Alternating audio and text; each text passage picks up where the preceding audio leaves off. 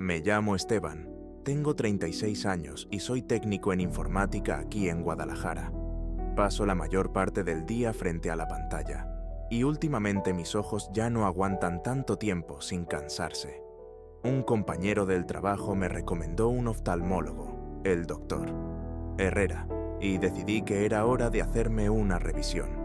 No soy de ir mucho al doctor, pero la verdad es que me preocupa un poco estar perdiendo vista. Así que agendé una cita. Ese día llegué al consultorio un poco antes de las 10 de la mañana. La recepcionista, una mujer amable con una sonrisa que parecía ensayada, me recibió y me dijo que el doctor estaría conmigo en unos minutos. Me senté en la sala de espera, una habitación pequeña con revistas viejas y un olor a limpieza que me recordaba a la casa de mi abuela. Parecía un día normal, como cualquier otro. Cuando me llamaron, el doctor Herrera me saludó con un apretón de manos firme. Era un hombre mayor, con el cabello gris y unos lentes gruesos que colgaban de su cuello. Me hizo pasar al consultorio, un cuarto oscuro con un gran aparato en el centro. Me senté en la silla y el doctor comenzó a ajustar la máquina frente a mis ojos. Esteban, me dijo, quiero que enfoques en el centro de la lente. Voy a apagar las luces para que sea más fácil. Asentí con la cabeza, confiando plenamente en su experiencia. Al apagarse las luces, la habitación se sumió en una oscuridad total. Solo la lente frente a mí brillaba con una luz blanca muy fuerte. Me concentré en ella, como el doctor había indicado. Pero algo extraño sucedió. Empecé a ver mi propio rostro del otro lado de la lente. No era un reflejo, era como si estuviera mirando a otra versión de mí mismo. Sus facciones eran diferentes. Estaba herido, y aunque no podía escuchar su voz, podía ver claramente que movía los labios, diciendo, «Ayúdame». Me aparté de la máquina, asustado. El doctor Herrera, sin embargo, actuaba como si nada hubiera pasado. «¿Lo vio?», le pregunté, aún con el corazón latiendo rápido. Él sonrió, una sonrisa que en ese momento me pareció extraña, y me dijo, «Eso a veces pasa, suele desaparecer». Al salir del consultorio, no podía dejar de pensar en lo que había visto. Era imposible, me repetía a mí mismo, pero la imagen de ese otro yo seguía en mi mente. Las noches siguientes fueron inquietantes. Comencé a tener sueños extraños, sueños en los que veía a esa versión de mí mismo atrapada en una sala oscura, como si estuviera prisionero. Me despertaba sudando, con la sensación de que algo no iba bien. Decidí volver al consultorio. Necesitaba respuestas, pero al llegar me encontré con una sorpresa aún mayor. La recepcionista me miró con extrañeza cuando le pregunté por el doctor Herrera. Me dijo que el doctor había fallecido hace 5 años. No podía ser, pensé. Yo estuve aquí hace unos días. Para mi sorpresa, el edificio ahora albergaba una tienda de telas. Sentí un escalofrío recorrer mi espalda. ¿Qué había pasado? Regresé a casa, confundido y asustado. Intenté distraerme limpiando mis cosas, pero la inquietud no me dejaba en paz. Fue entonces cuando decidí limpiar la lente de mi cámara. Al abrirla, miré a través del vidrio y ahí estaba de nuevo. El mismo rostro, pero esta vez estaba llorando. Y su boca se movía.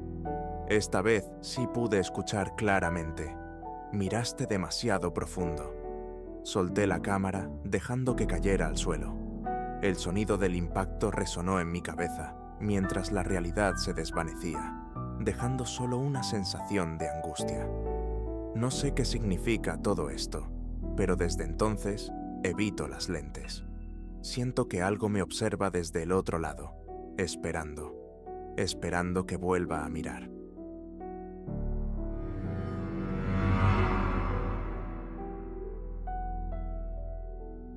Evito las lentes, dice él. ¡Qué valiente! Nada como cerrar los ojos y fingir que el otro tú no sigue ahí, esperando. Bienvenido a mi canal, donde mirar demasiado profundo siempre tiene consecuencias. Si aún no te has suscrito, hazlo ahora. No es por presión, Pero a veces los que no lo hacen terminan viendo cosas que preferirían olvidar. Quédate, porque lo que viene tiene música, sombras en las esquinas y grabaciones que nunca deberías reproducir. A veces, el horror no se escucha hasta que lo pones en reversa. Hola, soy Santiago. Tengo 25 años y toco la guitarra en una banda alternativa. Vivimos en Puebla, donde nos reunimos cada fin de semana en un estudio que alquilamos en el centro para ensayar. Siempre he pensado que la música es una forma de expresión poderosa, así que suelo grabar nuestros ensayos con mi celular. Luego, edito los videos y los subo a las redes sociales para compartir con nuestros seguidores. Ha sido una forma de darnos a conocer, y a veces me sorprende lo que la gente llega a disfrutar de nuestras canciones. Pero lo que ocurrió con la última grabación cambió todo. Era un sábado cualquiera, el aire en Puebla estaba fresco y el tráfico en el centro, como siempre, caótico. Llegué al estudio y ahí estaban mis amigos. Bruno, nuestro bajista, Carla, la baterista, y Neto, el vocalista. Comenzamos a tocar, como siempre, riendo y dejándonos llevar por la música. No había nada extraño en el ambiente, solo nosotros y nuestras ganas de tocar. Después del ensayo, como de costumbre, me llevé el material a casa para revisar y editar. Fue entonces cuando noté algo que me dejó incómodo. En el fondo del video, casi fuera del encuadre, había una silueta. Al principio pensé que era un juego de luces o una sombra, pero al mirar más de cerca, esa figura parecía estar de pie, quieta, y lo más perturbador era que empezaba a mover el pie al ritmo de nuestra música. Me pareció extraño, pero quise creer que era una ilusión óptica o quizás alguien que se había colado sin que nos diéramos cuenta. Lo que realmente me inquietó fue cuando decidí jugar con el audio. Por curiosidad, invertí la pista de sonido, y ahí estaba, en medio de nuestras canciones, una voz que no pertenecía a ninguno de nosotros susurraba las letras al revés.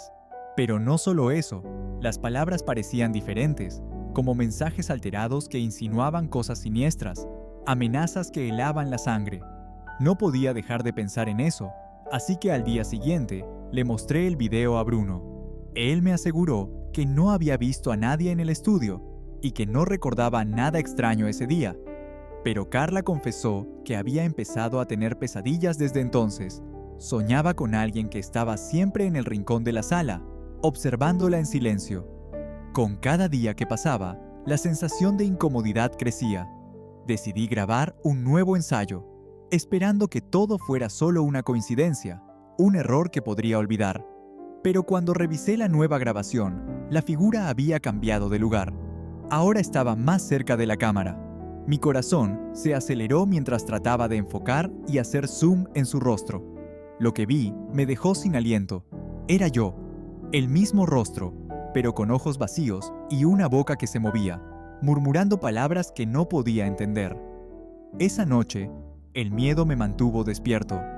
Estaba solo en mi apartamento, tratando de calmarme, cuando escuché la guitarra. Al principio pensé que era mi imaginación, pero el sonido era real. Me levanté para investigar y, para mi sorpresa, la guitarra estaba tocando sola. En el visor de mi cámara, que había dejado en la mesa, vi que se estaba grabando un video, pero no había nadie detrás de la cámara. Decidí que era suficiente. Fui a mi computadora y comencé a borrar todos los archivos. No quería seguir viendo esos videos. No quería más sorpresas.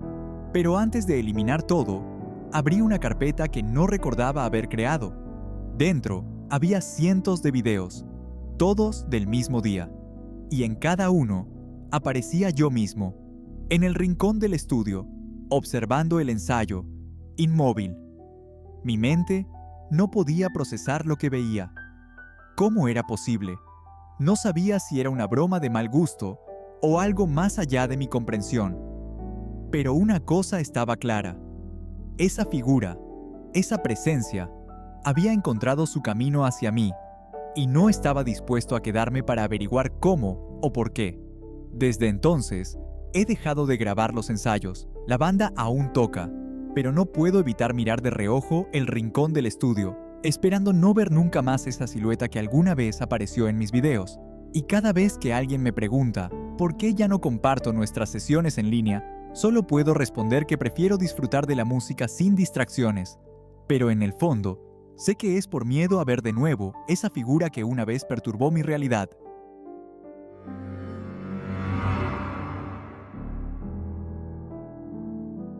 Ah, Santiago. Ahora ya no graba los ensayos. Qué considerado. ¿Será porque ya no le gusta cómo salen los videos? Sí, ya sé que te pedí que te suscribas y le des like, pero la mayoría no me hace caso. Y luego terminan compartiendo departamento con sus copias deformadas. Tú decides. El próximo relato te va a gustar. Si es que disfrutas ventanas que no deberían abrirse, saludos no deseados y preguntas que nadie quiere responder.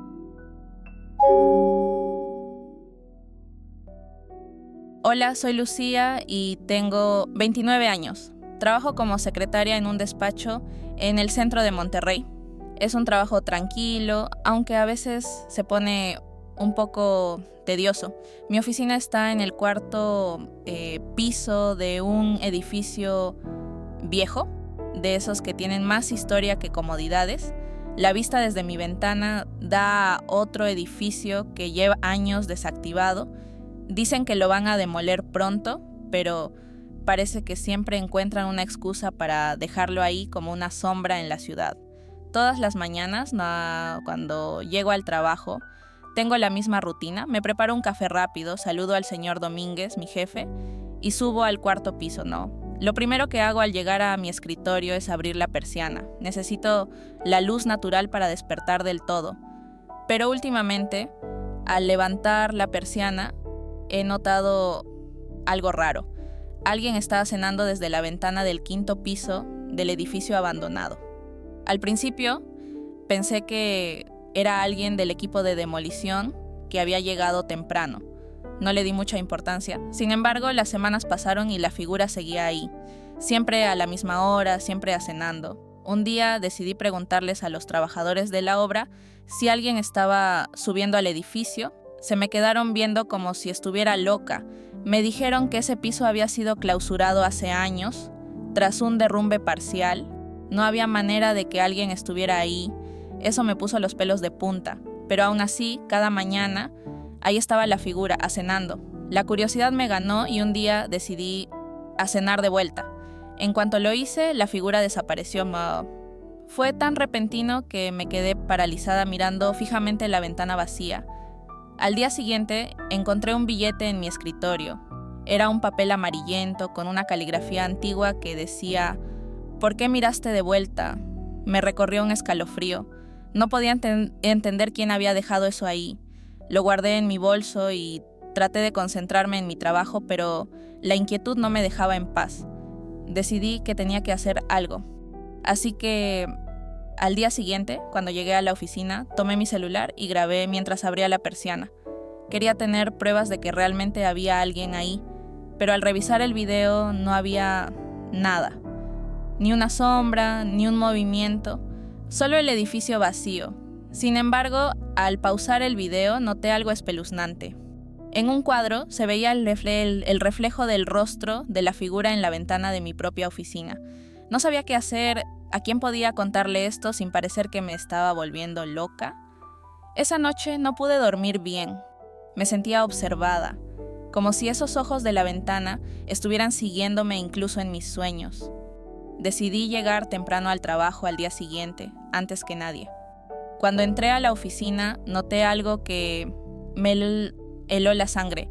La persiana ya estaba abierta. Me acerqué lentamente, pegándome a la pared, hasta que pude asomar un ojo. Y ahí estaba la figura, pero ya no estaba en el edificio de enfrente. Estaba del otro lado de la ventana, en el mismo piso que yo, y cenando desde el quinto piso. Pero yo sabía que estaba en el cuarto. Me quedé paralizada, sin poder apartar la mirada, tratando de entender lo que estaba viendo. Sentía que el aire se me escapaba, que el corazón me latía en las sienes. No supe cuánto tiempo pasó, pero De repente, el señor Domínguez entró a la oficina preguntando por qué estaba ahí tan temprano. En cuanto me giré para verlo, la figura desapareció. Desde entonces ya no abro la persiana. He pensado en renunciar, pero no puedo dejar de sentir que si me voy, esa figura me seguirá. Ahora todos los días me siento en mi escritorio mirando la persiana cerrada, esperando no volver a ver ese rostro. Sigo recibiendo billetes en mi escritorio, cada vez más oscuros, cada vez con más preguntas que no quiero contestar.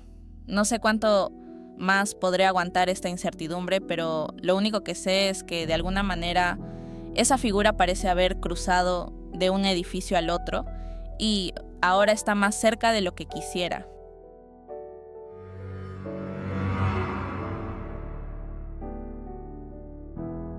Ahora está más cerca de lo que quisiera.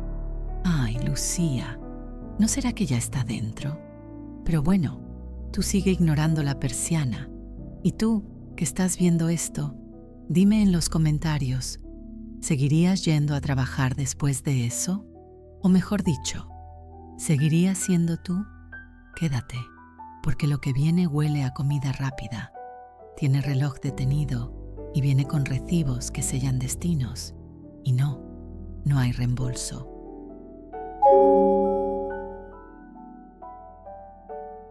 Me llamo Héctor y tengo 31 años. Trabajo como asistente de ventas en un pequeño local de tecnología dentro de un centro comercial en Tijuana.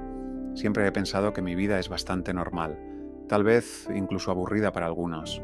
Todos los días, durante mi hora de comida, me dirijo a la misma lanchonete cerca de la entrada principal. El lugar es sencillo, con comida rápida y un servicio eficiente. Para mí, se ha convertido en parte de mi rutina diaria. Era un martes como cualquier otro. Me acerqué a la lanchonete, saludé a la atendente, una mujer de sonrisa siempre presente pero de la que nunca supe su nombre. Pedí lo de siempre, una torta de milanesa y un refresco. Después de comer, saqué mi tarjeta de crédito para pagar. La atendente me entregó el recibo con un gesto peculiar, mientras su sonrisa parecía más amplia de lo habitual. No le di importancia, al menos hasta que vi la nota escrita a mano en el recibo. Corra antes del cierre. Al principio pensé que era una broma, tal vez una nueva estrategia de marketing o algún tipo de promoción. Volví al mostrador y con una risa nerviosa le pregunté a la atendente sobre la nota. Ella solo me miró con esa sonrisa imperturbable y dijo que no sabía de qué hablaba. En ese momento, un cliente mayor que estaba en una mesa cercana me llamó con un gesto discreto. Me acerqué y en voz baja me dijo: ellos eligen a uno por semana, siempre antes del cierre. De regreso al trabajo, esas palabras no dejaban de dar vueltas en mi cabeza. ¿Quiénes eran ellos? ¿Y qué significaba antes del cierre? Esa noche me costó dormir pensando en lo que me había dicho el anciano y en esa extraña nota en el recibo. Al día siguiente, volví a la lanchonete. Intenté actuar con normalidad, pero había algo raro en el ambiente. Todos los relojes de la plaza de comida estaban detenidos en la misma hora.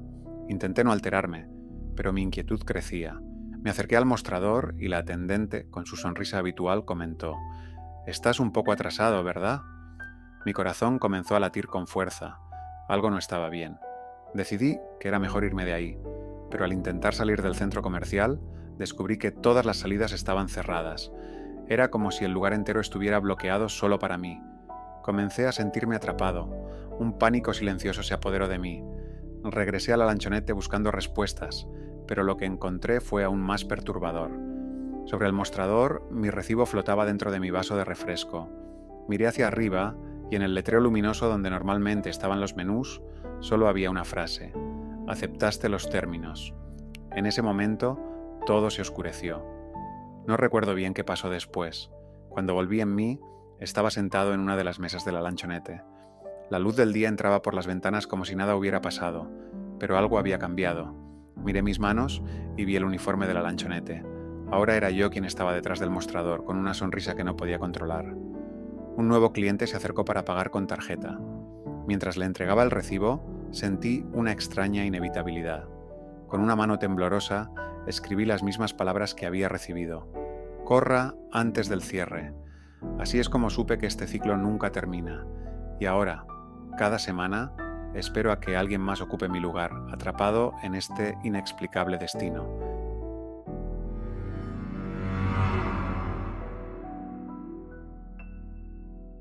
Espero a que alguien más ocupe mi lugar, Ay, Héctor, qué generoso. Nada como ser ascendido sin aviso a empleado del ciclo eterno. Este es mi último pedido, lo prometo.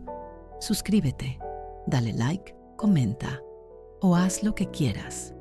Solo no llores cuando veas tu nombre en el siguiente recibo.